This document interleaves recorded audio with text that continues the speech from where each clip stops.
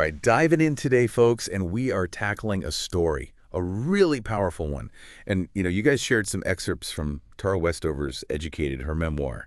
And, man, it's a story that just draws you right in. Absolutely. Really does. We're going to try to unpack some of the core elements here. Mm-hmm. Tara, growing up in rural Idaho in this, survivalist family, not having much formal education at all, and that incredible journey she goes on. Yay. Into academia. How does that even happen? Right, right. And I think the excerpts you've all pulled out, they give us such a good look at how this family works, the dynamics, and then these really strong beliefs about the world outside their little world there on the mountain, how they view the government and medicine and education. It's a whole way of looking at things. It really is. And it's not just about retelling the story, I think we want to go deeper here. Right. Really get into these excerpts and figure out, what are the big takeaways? Yeah. Help everyone understand that world Tara lived in, just how different it was. Yeah. And all the forces, the pressures that kind of shaped who she became. We're going to uncover some of those underlying tensions and the big turning points in her life, those pivotal moments. I love it. Right. Let's do it. Okay, so first off, the setting, Buck's Peak, that in itself is telling, right? Yeah. Oh, yeah, definitely. I mean, the way she describes it, that shabby yellow house, and then it's right there, just up the hill from Grandma's place with this perfectly manicured lawn. Immediately you see this contrast, these two completely different ways of living. And then you bring in the dad's junkyard, and they're always arguing with Grandma about the kids. It's like there's this constant friction within the family. Absolutely. Constant tension. And then the dad's worldview, we see it right away in these first few pages. He's reading from Isaiah, talking about choosing the good. But then right after that, he's packing those bags. Head for the hills bags, he calls them. Herbs, water purifiers, MREs. They're always waiting for the world to end. It's a very particular lens to view reality through, isn't it? It is. And it's fascinating how that anticipation, it shapes everything for them. It makes them suspicious of everyone else. Like they have to rely only on themselves. That's why education for the kids isn't a priority. Right. Remember Grandma saying they're roaming the mountain like savages? Yeah. It shows how much she disapproves. And Tara, when Grandma mentions school, she pushes back on the idea. Wow. She's already so used to their way of life. And then there's that story about the gunshot. Mother falls. Oh, right. It comes out of nowhere. And the dad, he doesn't explain it, leaves the kids wondering. That must have been terrifying for them. And then he says, next time, it could be us. Man, that's got to weigh heavy on a kid. I can't even imagine. Think about it, though. They're always worried about these huge, almost mythical dangers. But maybe they're not prepared for the everyday risks, the ones that are right there in front of them. Yeah, that's a good point. A really good point. Okay, let's shift gears a bit. Talk about mother's role. She becomes a midwife, and it's a journey for her. It is. You see her at first terrified. After that first birth she helps with, she comes home pale, shaking, says it was awful, wants to stop. The weight of that responsibility, especially without any real medical training, it must have been crushing. No kidding. Yeah. And then the dad steps in, convinces her to keep going, says it's God's will, a blessing. Feels almost like he's pushing her into it. Yeah. But then you see the change in her. Over time, she gets confident, starts charging for her services, which is huge. Stops with the makeup. Tara even says she becomes the one in charge at these births. It's like she finds her own power through it. Yeah, that's really interesting. And it's so key that it brings in money, right, for the family. Oh, absolutely. The dad, he sees it as sticking it to the government, which, fits right in with his worldview. Of course. But it lets Mother buy groceries, even take Tara and Audrey out sometimes. It's a little bit of freedom in this otherwise very controlled environment. Right. Then the telephone shows up. Oh, yeah. Big moment. Dad's totally against it at first, sees it as the government trying to control them. But they need it for the midwifery business, so he gives in. It's interesting, though, right? This distrust of the government, but then they're relying on something that's connected to it. It's a contradiction. For sure. And it plays right into that whole thing about birth certificates. Like, for most of us, it's just a fact of life, right? You're born, you get a certificate. But for them, it's a point of conflict. With the outside world, Luke needs one for driver's ed, and it causes a whole issue. And the dad, he's had this 10-year policy about not registering with the government. Wow. But then he changes his mind. Maybe because of the telephone, they need to be somewhat connected. Yeah. It shows they're not totally inflexible, especially if it helps them. But then you have Tara. She doesn't even know when she was born. She's imagining conversations with these voices about it. That's got to be tough, not even having that basic record. It is. And, Grandma down the hill, she can't even remember Tara's birthday for sure. Eventually, they get a delayed certificate of birth. It's like her identity is this official thing created by the government, but it doesn't match up with her real life at all. Yeah, it's strange to think about. And with Mother doing this midwifery, I mean, that's risky business, right? Yeah. Legally speaking. Yeah, really risky. That part where she's telling Tara what to say if the feds come, that's intense. Oh, yeah. And she even says to Tara, all it takes is one mistake and you'll be visiting me in prison. They're living with this fear, always. But then, amidst all that fear, Tara sees how strong her mother is. Yeah. During a tough birth. It's a turning point for her, that realization. It shows that Mother, despite not having any formal training, she's capable. She steps up in their community in a big way. It's pretty remarkable. It is. And we see these moments, these glimpses of just how different their world is from everything else. I mean, they're worried about white and cream, and it seems so trivial compared to what Tara's dealing with every day. Right. It shows the gulf between them and the rest of the world.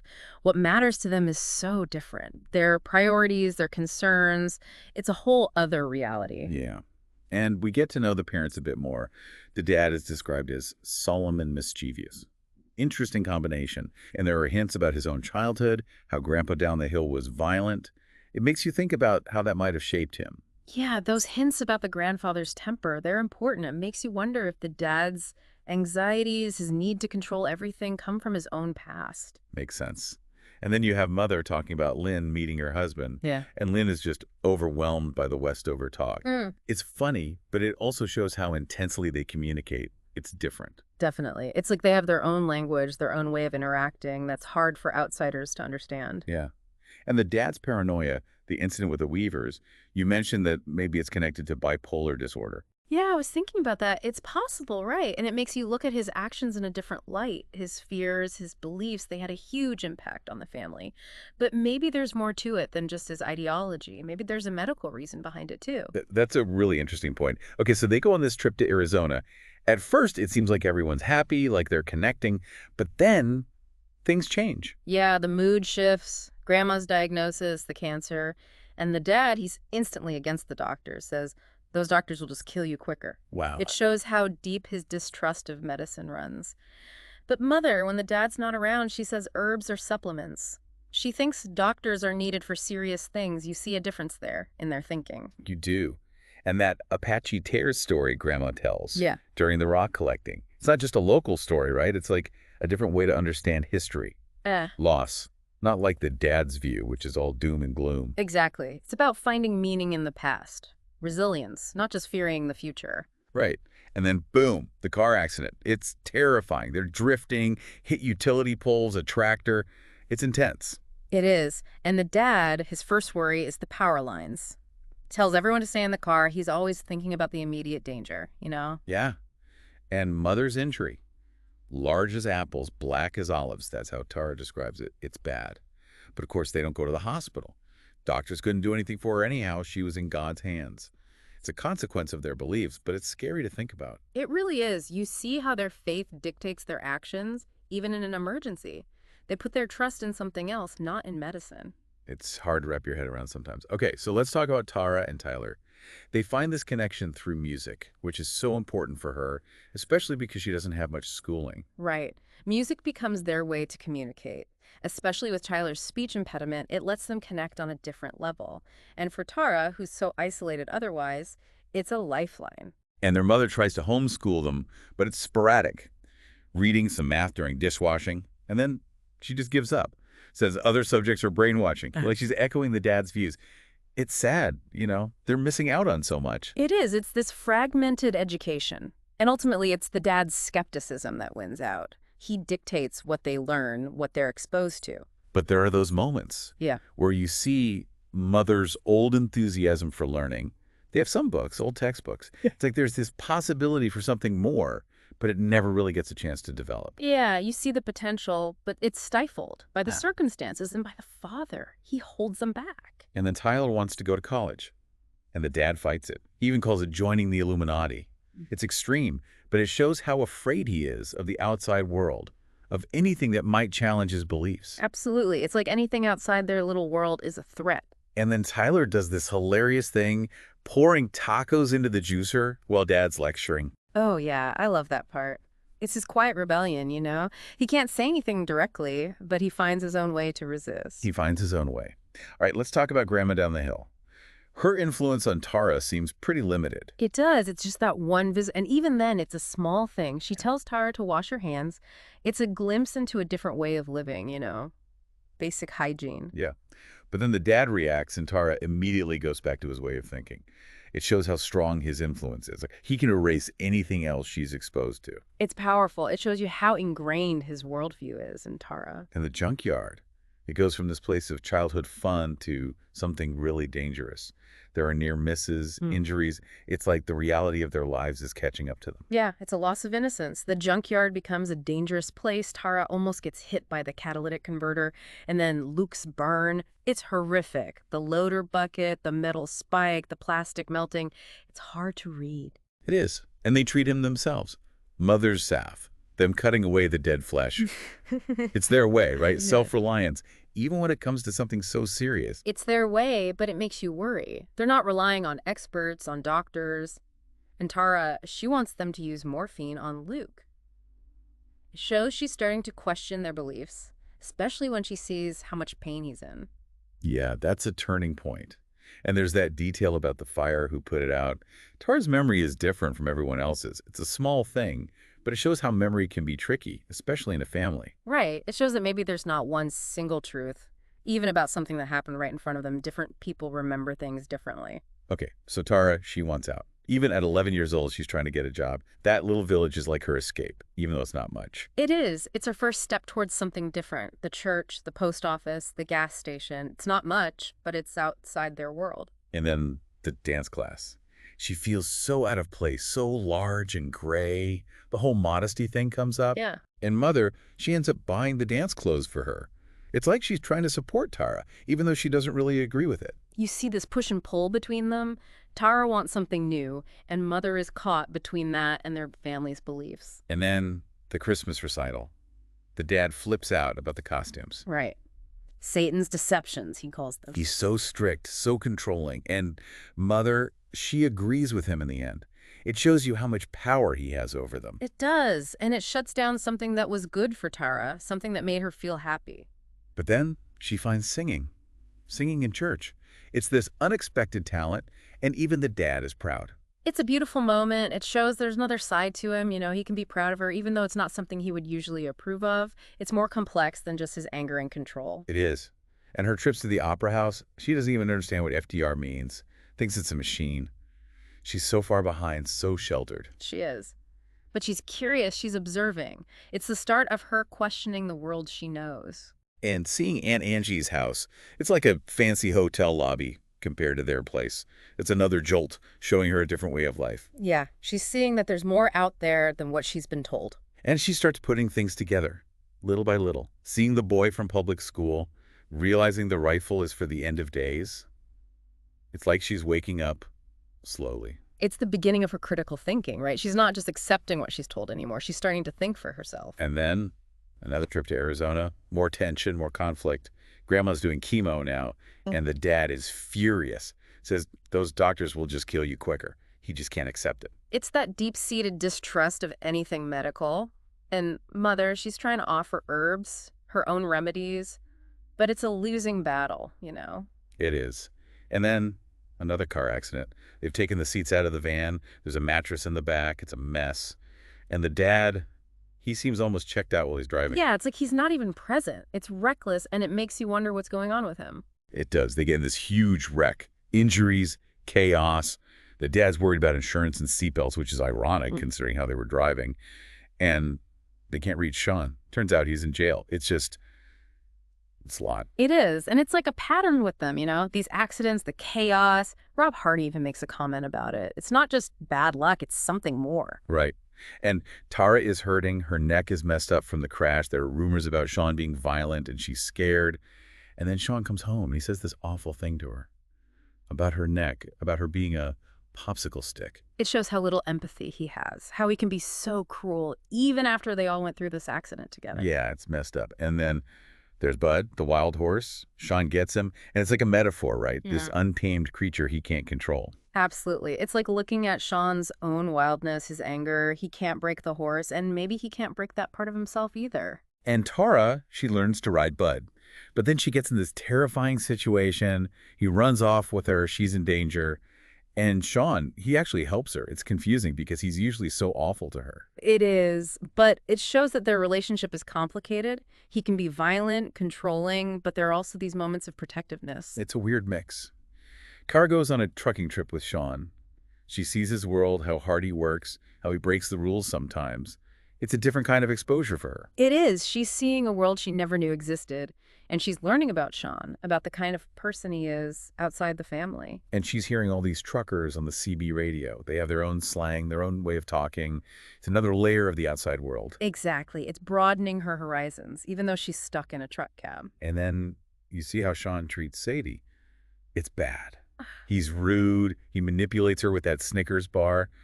It's not just Tara he treats this way. It's not. It shows he has a pattern of controlling behavior. He wants to be in charge, to have power over others, and he uses whatever tactics he can to get it. And then the physical abuse starts. He dumps water on Tara, drags her by the hair, twists her wrist. It's escalating. It's scary. And it shows that he's willing to use violence to get what he wants, to punish her. And the memory of his rage at Audrey's wedding, how it suddenly turns to fear. It's chilling. He's this unpredictable force, always looming. And Tara's forced to forgive him. It's a way to survive, to keep herself safe. And he's so obsessed with modesty. He criticizes Jeanette and Tara's clothes. He calls her names when she talks to Charles or wears makeup. It's like he wants to control every aspect of her appearance, her behavior. He does, and it's about power. He wants her to conform to his standards, to his worldview, and he uses shame and criticism to keep her in line. Then comes that horrible attack. In front of their mother, he drags her, shows her head. And mother just sobs. She doesn't do anything. It's heartbreaking, and it shows just how messed up their family is. It's a really tough scene to read, and it shows how Sean's violence is allowed to continue. But then Tyler steps in. He stops Sean, gives Tara a chance to escape. It's a huge moment, a sign that someone can stand up to him. It is. And it shows that it's possible to break the cycle of abuse. But it's hard, and it comes at a cost. Tara is so conflicted about Sean. She wants his approval, even though he hurts her. It's messed up, but it's something a lot of people in abusive situations go through. It is. It's a complex response to trauma. You want the abuser to love you, to approve of you, even though they're the one causing the pain. Yeah. And she talks to Tyler about worldly women, wants him to keep her from becoming one. It shows how deeply she's internalized her family's beliefs, even when they're hurting her. She's still trying to fit in, to be accepted, even though she's starting to see how messed up it all is. And Tyler, he supports her. Quietly, but it's there. It's got to be a lifeline for her. It is. It's that one person in the family who seems to get it, who's on her side. And then there's this moment where Tara asks her dad to teach her trigonometry. Man's knowledge, she calls it. And he actually helps her. It's a flicker of connection, of something positive between them. It is. It's a glimpse of a different kind of relationship, one where he's willing to share his knowledge, to connect with her on an intellectual level. It's a small moment, but it's important. And then Sean gets hurt again. Another head injury. It's not clear what happened, but it's bad. And the dad's reaction is weird, almost muted, like he doesn't grasp the severity of it. Yeah, it's concerning. It makes you wonder if they're downplaying it, if they don't want to admit how bad it might be, especially with Sean's history of violence. And Tara, she doesn't rush to his bedside this time. It shows how she's changing, how she's putting herself first. She is. She's realizing that she doesn't have to automatically cater to him, to her family. And then she starts studying for the ACT. In secret, she says passing would be an act of God. It shows how far behind she is, how much she's had to overcome. It's a huge undertaking. She's had no formal schooling, and she's trying to catch up on years of education. And she doesn't even know what the ACT is, doesn't understand the format. It's a whole other world for her. It is. It shows how isolated she's been, how much she's missed out on. She works for her dad, and he's got all these rules about modesty, arbitrary rules, and she hates it. She feels like a machine, not a person. You see her resentment building. She's being treated unfairly, and she knows it. And she's saving every penny for college while her dad starts charging her for little things. It's like he's trying to hold her back, even financially. It's a power play. He wants to control her, even her money. And then he gets this shear. A dangerous piece of machinery. Even Sean is scared of it. They're near misses, and then Luke gets hurt. Badly. Benjamin refuses to use it. It's clear how dangerous it is. It is, and it's another example of the dad putting his kids in harm's way. He doesn't seem to care about their safety. But Sean, he steps in, he argues with the dad, and then he works the shear with Tara so she doesn't get hurt. It's a weird mix of protection and control, isn't it? It is. It shows that he can care for her, but it's also about him asserting himself, making sure she doesn't do it on her own. In Tara, she starts to understand just how bad Sean's second injury was, the long-term effects. It makes her think about responsibility, about the consequences of not getting him proper help. She's starting to see the bigger picture, the impact of their way of life, and she's starting to question it. She takes Sean to the hospital, her first time ever being in one, and then she applies to BYU, gets accepted. Huge moments for her. Huge. She's taking control of her life, making decisions for herself. And the tension at home is thick. The dad knows she's leaving, and he doesn't like it. He's losing control over her, and he's resisting it. Tara can't even picture her future past New Year's Eve. That's how limited her world has been. It's hard to imagine something you've never been exposed to, but she's taking that leap of faith. She meets her roommate, Shannon. Shannon's Mormon, which is normal to Tara. But then she sees how Shannon lives, and it's a shock. It's a reality check. It shows that there's diversity even within her own faith, that there are different ways to be Mormon. And the professor tells her straight up she's not ready for a senior-level class. It's humbling, but it's what she needs to hear. She has to start from the beginning, fill in those gaps in her education. And she finds a friend, Vanessa. They both feel like outsiders, and they connect over that. It's that sense of belonging, of finding someone who understands. It's so important when you're navigating a new and challenging environment. Western Civ's lectures are gibberish to her at first. She doesn't even understand the syllabus. Thinks the assigned pages are just for looking at pictures. It's funny, but it's also kind of sad. It's both. It shows how differently she approaches learning, how her unconventional background shapes her experience. And she can't recognize famous artworks, even though she's done some pretty intense things herself. It's a disconnect between her life experience and the academic world she's entering. Vanessa tells her to read the textbook. Simple advice, but it changes everything for Tara. It's a light bulb moment. It's the key to her success in the class. And the professor drops the first exam, which is a stroke of luck for her. She manages to pass. Barely. It gives her a chance to catch up, to keep going. It's a turning point. She goes home, and Charles asks her why she wasn't sent to school. She gets defensive, shows how deep those old feelings run. It's a sensitive subject. She's still grappling with her past, with how different her upbringing was. And she sees how different Charles's Mormonism is from her family's. More mainstream, more conventional. She's starting to see her own family's beliefs as less universal, more like a specific cultural thing. And Charles smells the rotted plants in their house. Tara doesn't even notice it anymore. It shows how used to it she is, how it's become her normal. It's a powerful image. It shows how deeply ingrained her environment is, how it's shaped her senses, her perception. Her dad calls her uppity for wanting to be independent, gives her these weird jobs at the Blackfoot site. It's like he's trying to put her back in her place. He's trying to control her, to remind her of her former role in the family. Dr. Kimball's lectures open her eyes to history. And then Sean uses a racial slur. And her reaction is different now. She's aware of the power of those words, the harm they can cause. It's a moment of moral awakening. She's starting to see the world through a new lens, one that's informed by knowledge and critical thinking. The stress is getting to her, insomnia, ulcers. It's taking a physical toll. It's a lot to handle. The academic pressure, the emotional baggage of her past. She makes dinner for Charles, and Sean goes off. A broken plate triggers this violent rage. It's terrifying. It's a reminder that the danger is still there, even when she's trying to move on. She goes to the bishop, but he just talks about eternal marriage. Is so out of touch with what she's going through. He's offering a religious solution to a very real and complex problem. But then Tara has this realization. I had power over myself, and there's no greater power than that. It's a turning point, a moment of empowerment. She's taking ownership of her life, recognizing her own strength. She goes back to the bishop, tells him she wants to be remade, and she wishes he was angry, not just compassionate.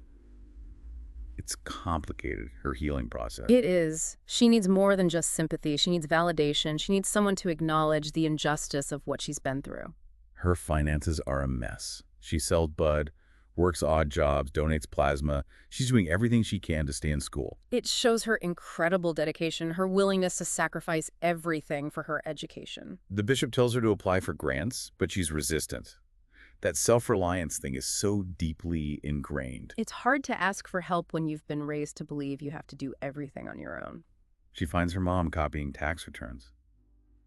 Makes you wonder what's going on there, if there's some distrust with the dad's finances. It suggests a lack of transparency, maybe even some underlying conflict within the marriage. And the tension with Sean is always there. The loaded pistol is a constant reminder of the danger. It's a volatile situation, and it creates a sense of unease, of never knowing when things might explode. Taras starts researching white supremacy, connects it to her dad's beliefs.